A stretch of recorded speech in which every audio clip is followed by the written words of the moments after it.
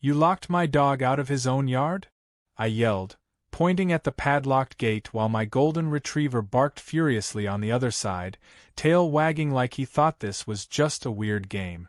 Karen, draped in her signature floral kimono and clutching her HOA clipboard like it was the Constitution itself, gave me the smuggest grin I've ever seen. "Community safety," she declared, like that explained anything. The absurdity didn't hit me until I realized my own security camera had captured her personally slapping a chain and padlock on the shared access path, just minutes before my dog trotted off for his morning adventure. The best part? She waved to the camera after she did it. The shared path had always been a simple, peaceful shortcut. It ran along the side of my house and led to a public park that half the neighborhood used. Parents with strollers, teens on bikes, elderly couples taking slow walk. It wasn't grand, but it was essential. It also technically sat on a weird sliver of land sandwiched between private properties. It was never part of the HOA jurisdiction, but no one really questioned it. That is, until Karen got herself elected as interim HOA chair during last fall's pumpkin patch election, after bribing folks with gluten-free brownies. At first, Karen's new role seemed harmless. She emailed newsletters with overuse of Comic Sans, hosted HOA yoga sessions at 6 a.m. that no one attended, and handed out printed notices that warned of such grave offenses as wind chime noise pollution and excessively decorative mailboxes. But when she started messing with the path, that's when things escalated. It was a Monday morning, and I had just brewed my first cup of coffee when I noticed Max, my retriever, hadn't come back from his usual trot to the park. I called him. Nothing. I walked outside in my bathrobe and saw him pawing at the gate, looking utterly confused. That's when I spotted the shiny new padlock and the hand-scrawled laminated sign hanging from it like a trophy. Private access. HOA members only, approved by Safety Policy 4.7b. I had never even heard of that policy. I stormed over to Karen's place, Max in tow, leash still dangling from his collar. Her house, the self-declared HOA palace, had flags for every season and a doorbell camera that probably fed straight into an underground bunker. She opened the door already smiling, as if she'd been expecting me. "We're protecting the community," she chirped, not even pretending to hide the condescension in her voice. "There have been unsupervised animals and unfamiliar individuals using that walkway." "You mean my dog and Mrs. Alvarez's grandkids?" I asked, trying to suppress my eye twitch. She raised a finger and flipped open her clipboard like she was about to cast a spell. "Section 4.7b, she repeated, tapping the page with her pen. I squinted at it. It was clearly a low-resolution printout, complete with typos and a watermark that read, "Sample Template." I took a deep breath and walked away. That's when the real plans started forming. Back at home, I pulled up property records. I'd always assumed the HOA controlled that path, but a few clicks later, I found out something interesting. The land under the path wasn't actually HOA managed. It had never been formally handed over. It still belonged to the original developer. That's when the light bulb lit up brighter than Karen's solar-powered porch gnomes. I remembered hearing that the developer, a retired guy named Walt, still lived just outside the city. I gave him a call, introduced myself, and asked about the path. To my surprise, he remembered it instantly. "Oh, that old footpath? Yeah, never finalized the transfer. The HOA didn't want to cover liability insurance back then, so I held on to it. Why do you ask?" I paused and smiled. "Walt, how would you feel about selling it?" We met that Thursday at a diner off the highway. Walt was the kind of man who wore suspenders over a flannel shirt and used phrases like, "dag nabbit," unironically. We had coffee, shared some laughs, and by the time the check came, I had a signed agreement. Walt was thrilled to offload the easement, and I was now the proud owner of a 75-foot strip of land that ran straight through the heart of Karen's kingdom. Back in the neighborhood, the gossip spread faster than wildfire. But I didn't say anything, not yet. I called in a few favors from my contractor buddy, and we made some discreet upgrades. The padlock came off, replaced with a sleek black electronic gate with a card reader. A cedar fence was added to clearly mark the private boundary. At the entrance, we placed a custom wooden sign with elegant gold lettering that read, "Private walkway, VIP keycard access, only property of my name." The next morning, Karen woke up to find the gate she thought she controlled had transformed into Fort Knox. She stormed over in her pink slippers, tried to yank the gate, and nearly sprained her shoulder. She shouted for me from the sidewalk. I sipped my coffee on the porch and waved cheerfully. "Did you do this?" she screeched. "Nope," I replied. "The new owner did." "I am the HOA," she screamed. "And I'm the landowner," I smiled, holding up the deed like a golden ticket. It was a moment I'll never forget. Her jaw dropped so hard I thought I'd hear it hit the pavement. The best part? My security camera caught every second of it, including the exact moment she realized she'd just been locked out of the very path she tried to control. The real fun was just beginning. I hadn't handed out any keycards yet, and people were already asking how they could get one. I had plans, big ones, but Karen didn't know that. All she knew was that her iron grip on the community just slipped right through her well-manicured fingers. And the look on her face? Worth every penny. By the time the neighborhood woke up to the freshly installed VIP gate, the buzz had already begun. Texts flew across community group chats like wildfire. Photos of the black keypad gate spread alongside blurry images of the cedar fence and the elegant sign I'd installed overnight. "Is this a joke?" one neighbor messaged. "Did Karen upgrade the lock again?" someone else asked. But the truth became clear when they read the sign. "Private walkway, VIP keycard access, only property of my name." And just like that, my quiet little revenge had become the community's hottest topic. At 7:08 a.m., the show began. I was sipping coffee on the porch again, this time with Max lying peacefully by my side, when Karen marched down the street like she was on her way to lead a parade. Clipboard in hand, pink visor secured tightly to her head, and 3 other HOA members trailing behind her like nervous ducklings. She reached the gate and immediately tried the keypad, tapping it with her index finger like it might respond to her sheer willpower. Nothing happened. She typed 0000 and 1234 and even care before slapping the machine in frustration. That's when she noticed me watching. "You can't just take over public access," she yelled.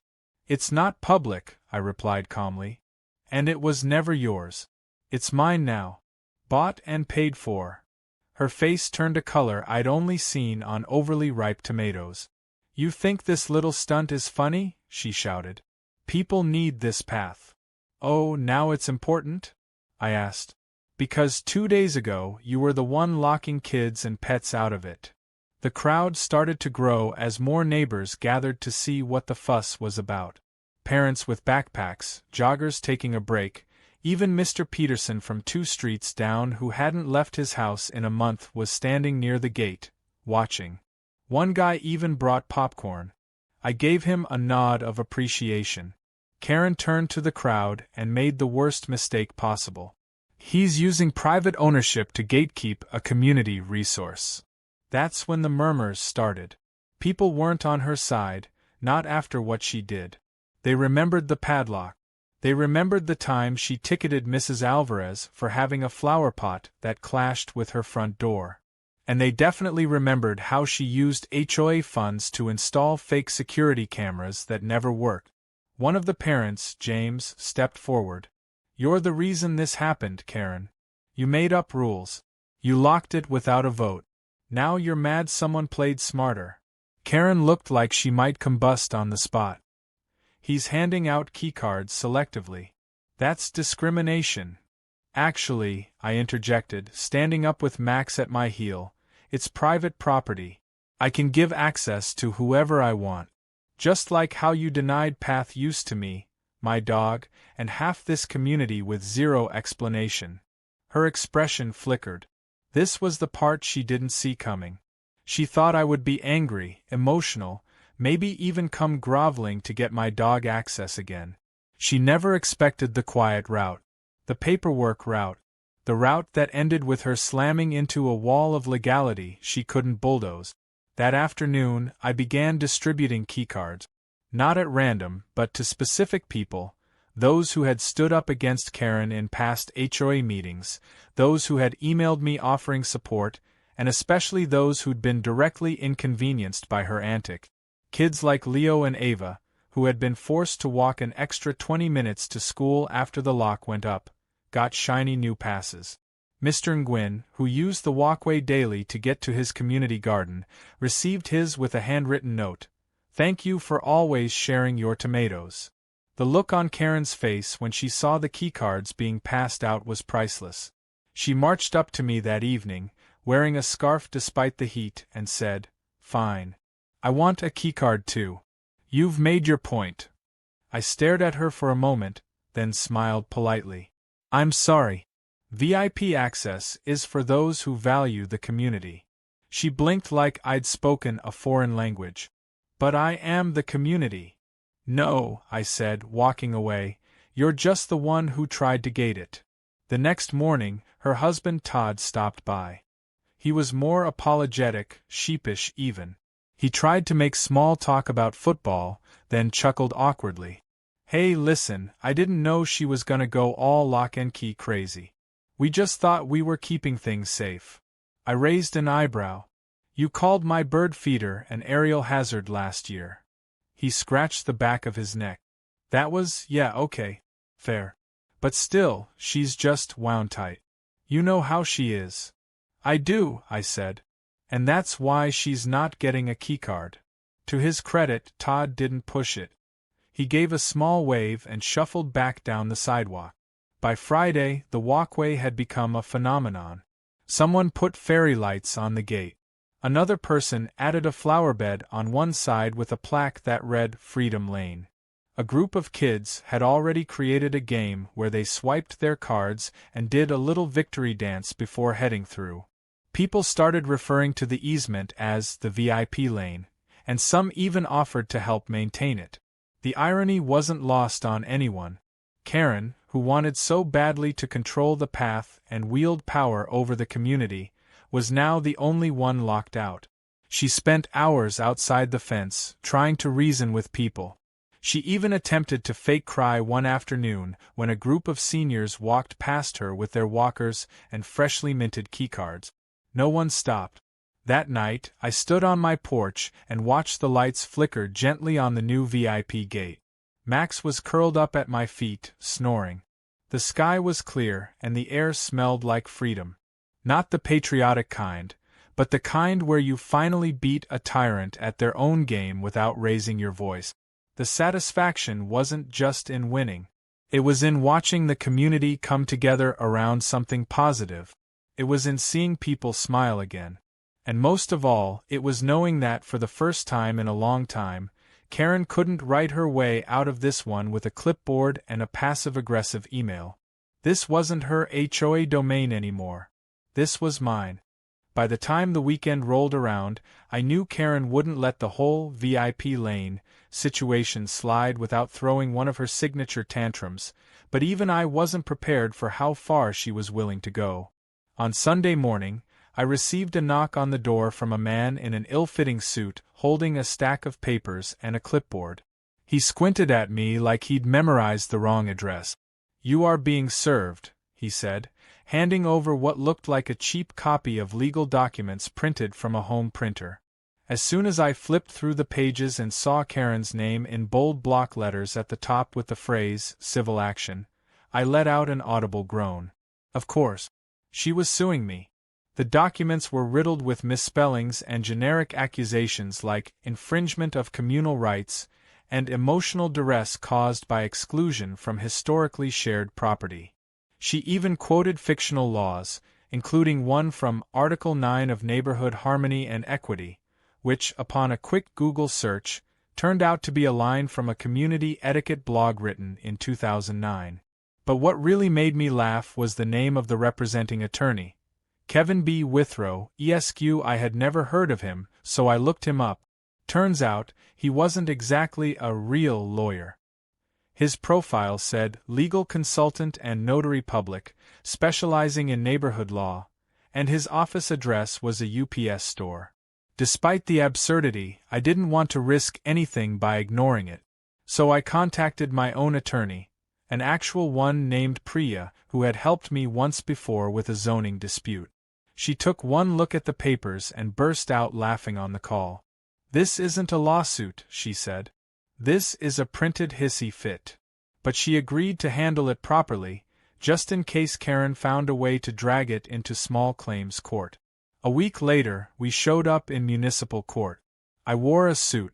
Karen wore a power blazer that looked 2 sizes too tight and carried 3 different binders labeled with color-coded tab. Her lawyer, Kevin, looked like a guy who once sold timeshares. The judge, a no-nonsense woman named Judge Ellis, clearly wasn't amused from the moment we walked in. Karen launched into her opening statement, practically shaking with fury. She claimed I had stolen a sacred communal space, and that I was intentionally dividing the neighborhood with elitist behavior. She said I was manipulating vulnerable residents with the allure of exclusivity. Kevin added something about legal loopholes being abused by wealthy homeowners, even though my house was smaller than hers. It was dramatic, it was long-winded, and it was completely detached from reality. Then it was Priya's turn. She stood, calm and collected, and handed the judge a single folder with 3 documents inside: the original easement plat map, the signed deed from the developer, and a copy of the email where Karen had announced the padlock installation without any HOA vote or safety justification. Judge Ellis read them silently, her expression unreadable. "And who owns the land the walkway sits on?" she asked. "I do," I said. "As of 3 weeks ago. And the HOA never legally owned it?" "No, Your Honor." "And Ms. Karen Harper locked the gate before that?" "Yes, Your Honor. Without approval from the full HOA board." Judge Ellis turned to Karen. "Did you obtain a majority vote for the padlock installation?" Karen shuffled her papers like they were suddenly in the wrong order. "It was an executive decision made under emergency powers outlined in the HOA charter." The judge raised an eyebrow. "Emergency powers? For what emergency, exactly?" "There were rumors," Karen said. "Suspicious individuals, dogs running without leashes. There was potential danger." Priya interjected. "There were no police reports filed. No complaints recorded. Just Karen's handwritten notes and fake citations." Karen's voice began rising. "He's weaponizing property ownership to divide this community. He's creating a class system." Judge Ellis looked utterly unimpressed. "You mean like when you locked out everyone who didn't agree with you?" That silenced the room. The final nail came when Priya played a security video I'd provided, footage from my front yard, showing Karen personally chaining the gate shut and waving smugly at the camera. The courtroom burst into quiet chuckles. Even Kevin the lawyer looked like he wanted to crawl under the table. The judge issued her ruling right there. Karen's claim was dismissed with prejudice. She was ordered to pay my legal fees. But that wasn't all. The court ordered an audit of the HOA's spending, particularly the funds used to install the original padlock and signs. Judge Ellis even included a line in the order stating that HOA actions, taken unilaterally without board consensus or valid jurisdiction, shall be considered invalid and subject to community review. It was a mic-drop moment. As we walked out of court, a few neighbors who had come to watch congratulated me. One even offered to pay for lunch. Karen stormed past us, ranting into her phone about appeals and rebuilding the board with Real allies. No one followed her. Kevin peeled off the other way, muttering something about having to check on another case in Reseda, which I doubted was real. The fallout back home was immediate. Word spread like wildfire. The HOA was officially put under review, and a temporary committee was formed to assess Karen's actions. She wasn't suspended yet, but her power was definitely cracked. Neighbors who had been too afraid to speak up before started voicing their frustrations openly. Mrs. Alvarez hosted an impromptu backyard wine night where people shared Karen horror stories like war veterans trading tales. One woman admitted she'd been fined for lawn gnome overpopulation. Another man said Karen had tried to measure the shade distance from his maple tree to determine if it violated her solar panel code. That night, I added a new feature to the VIP gate, a small motion sensor speaker that played a light chime sound and flashed a soft green light when someone used their keycard successfully. It wasn't just functional. It was symbolic. A gentle, glowing reminder that the path was no longer a battleground, but a haven. Max sat beside me as I watched a young couple walk their toddler through the VIP lane, pausing to wave at me. The father mouthed a quiet "thank you." I nodded back. Moments like that made all the planning and court time worth it. Karen had tried to turn a peaceful neighborhood into her private empire. But in the end, it was her own arrogance that dug the moat she now found herself on the wrong side of. What she didn't realize was that the real strength of a community doesn't come from rules or power, it comes from respect. And once you lose that, even your biggest clipboard won't save you. In the days following the court ruling, a strange calm settled over the neighborhood. It was the kind of quiet that felt earned, like the sigh of relief after a thunderstorm passes.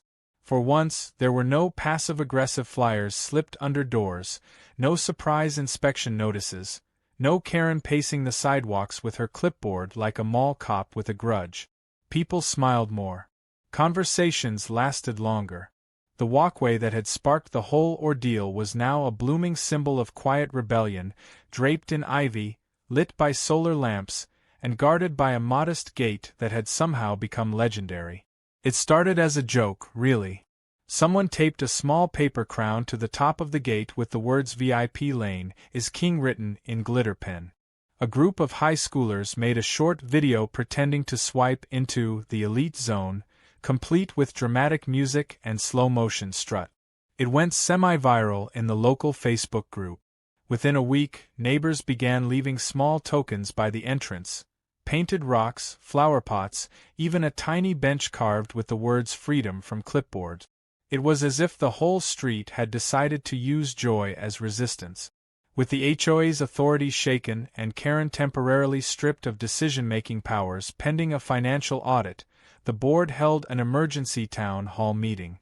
It was supposed to be about budget reallocation and leadership restructuring, but it quickly turned into something else entirely. One by one, neighbors stood up and aired grievances that had clearly been festering for years. Mr. Callahan, the usually silent man from the corner lot, revealed that Karen had fined him for putting his trash bins out 5 minutes early, on his own driveway. Mrs. Jensen said her granddaughter was once yelled at for riding a scooter too enthusiastically. Even the HOA president, who had been absent from many of Karen's decisions, admitted that he'd been intimidated into silence by her aggressive tactics and endless barrage of pseudo-legal threat. The meeting ended with a motion to temporarily remove Karen from the HOA board until the audit was complete. The vote passed by an overwhelming majority. Karen wasn't present, of course. She was still claiming on Nextdoor that the entire neighborhood had been brainwashed by a path-dwelling narcissist. I didn't respond. I didn't need to. The community had done it for me. Later that week, a group of neighbors gathered by the walkway to hold what they jokingly called the Freedom to Walk barbecue. It wasn't fancy. Just some lawn chairs, a portable grill, and an impromptu speaker system playing light jazz, but it was the most unified the neighborhood had ever felt. Kids ran up and down the walkway playing tag. Elderly couples shared folding chairs and gossip. Even the former HOA president showed up with a cooler full of soda and an apology I didn't expect. He thanked me for standing up when others wouldn't and handed me a certificate he printed himself that read "Local Legend of the Lane." At one point during the evening, Karen's husband Todd wandered over.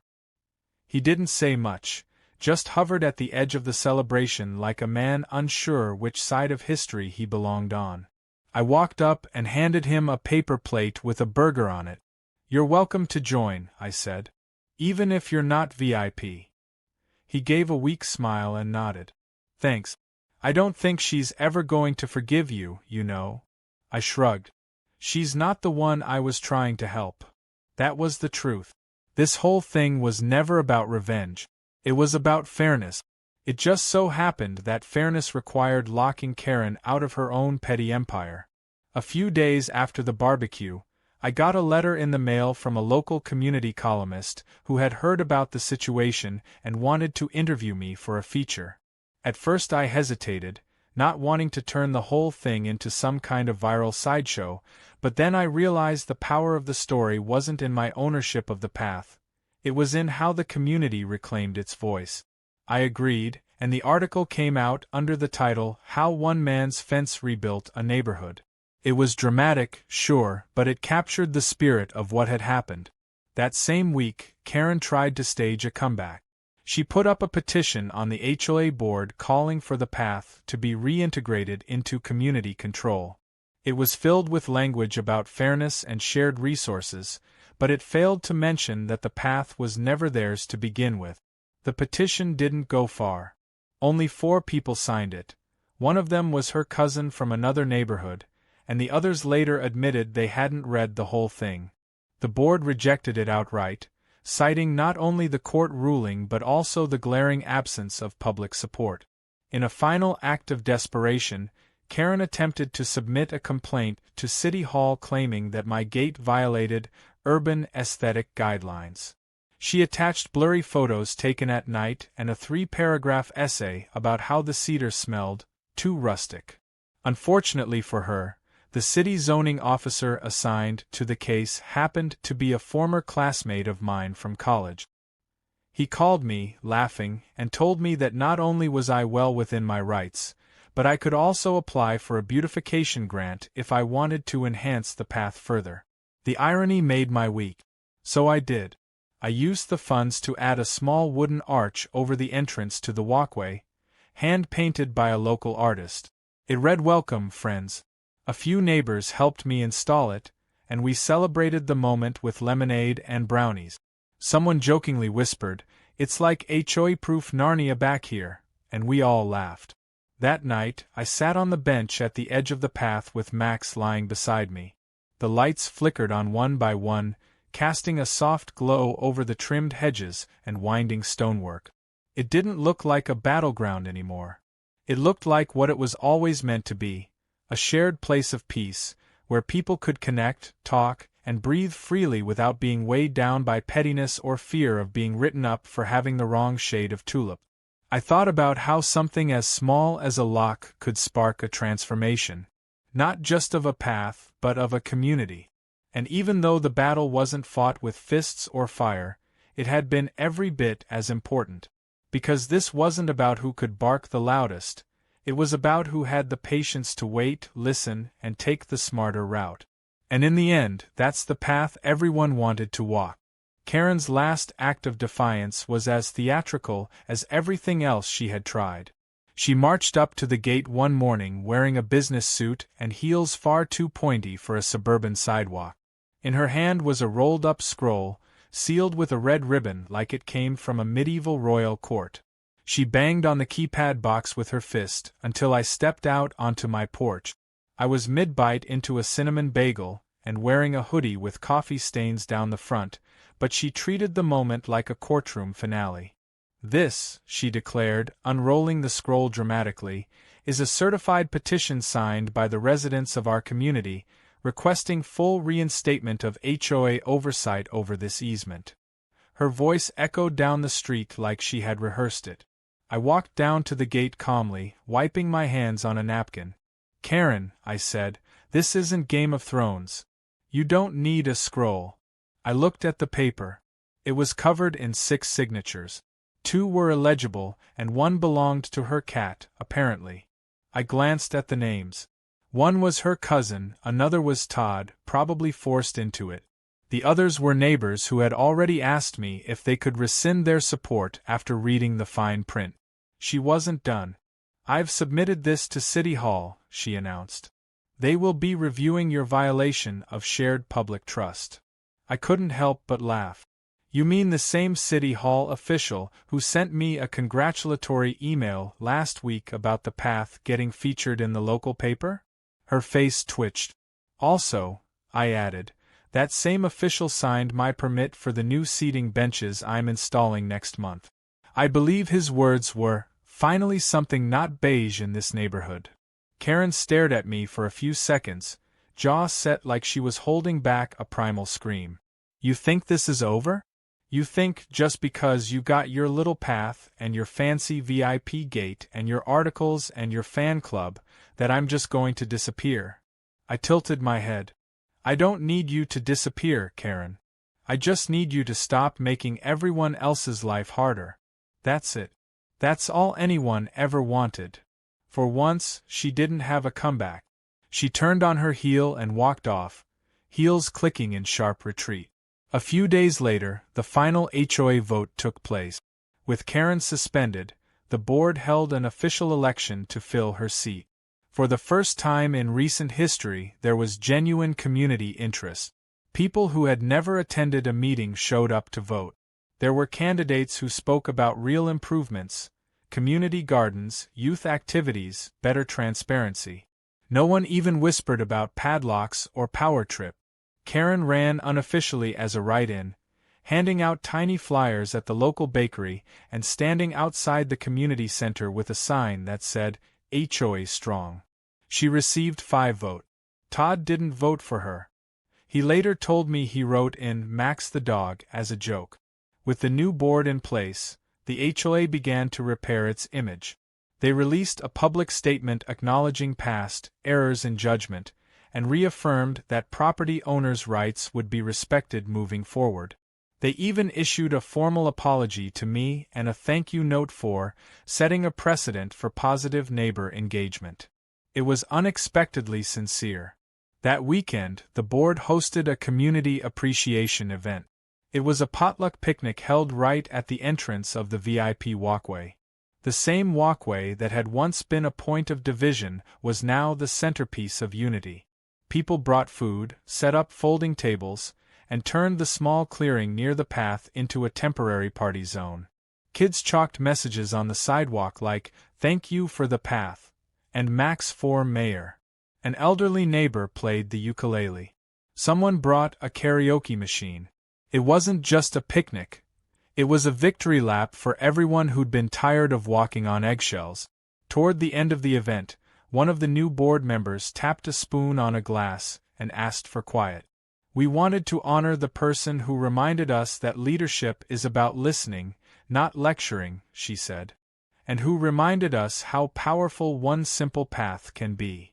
She held up a small box and handed it to me. Inside was a golden keycard, literally gold-plated. Not functional, just symbolic. It had my name engraved on it and the words Pathkeeper of Peace underneath. It was ridiculous and perfect. Everyone clapped. Max barked twice, as if accepting on my behalf. Later that evening, I walked the path slowly, holding the golden keycard between my fingers. The sun was setting, casting amber light across the stones and the edges of the cedar fence. The archway now had tiny string lights running along its curve, and the benches had little plaques dedicated to different families. It was no longer just a walkway, it was a timeline of everything we'd been through together. From silent frustration to shared celebration.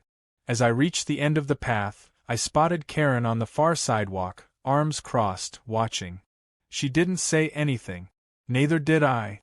We just stood there for a moment, divided by something much more than a gate. Eventually, she turned and walked away. And I kept walking forward. Owning the easement hadn't just changed the dynamics of the neighborhood. It had shown people what could happen when someone stood up not with fists, but with facts. Not by shouting louder, but by outsmarting the noise. What started as one woman's attempt to control a community had turned into a movement powered by cooperation, humor, and just the right dose of pettiness. It reminded me that sometimes the most ordinary places, a footpath, a side gate, a strip of land no one thinks about, can become battlegrounds for bigger ideas. Fairness, kindness, boundaries. And when those battles are fought right, they leave behind more than just stories. They leave behind a community stronger than before. And maybe, just maybe, a dog named Max who now thinks he owns the whole block.